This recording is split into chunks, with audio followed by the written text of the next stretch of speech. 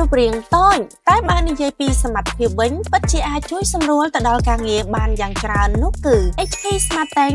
520 All-in-One Printer ដែលជាប្រភេទ Color A4 Printer មានមុខងារ Print, Scan និង Copy ផ្ដល់នូវភាពច្បាស់ល្អមិនប្រតាក់ទឹកថ្នាំយើងក៏អាចប្រើប្រាស់ជាលក្ខណៈអាជីវកម្មបានគ្រប់ប្រភេទហើយក៏អាចប្រើប្រាស់ជាលក្ខណៈផ្ទាល់ខ្លួនបានផងដែរដោយធ្វើការភ្ជាប់នៅក្នុងការ Print បានតាមរយៈ One High Speed USB 2.0 និងមានដំណើរការល្បឿន980 MHz ព្រមទាំងបំពាក់មកជាមួយនៅ Memory ទំហំ64 MB ល្បឿននៃការ Print សខ្មៅបានរហូតដល់12សន្លឹកក្នុង1នាទីល្បឿននៃការ Print Color បានរហូតដល់5សន្លឹកក្នុង1នាទីដល់នៅកម្រិតភាពច្បាស់រហូតដល់ 1200 dpi គុណនឹង 1200 dpi នៅក្នុងការ Print ពណ៌ខ្មៅ HP SmartTank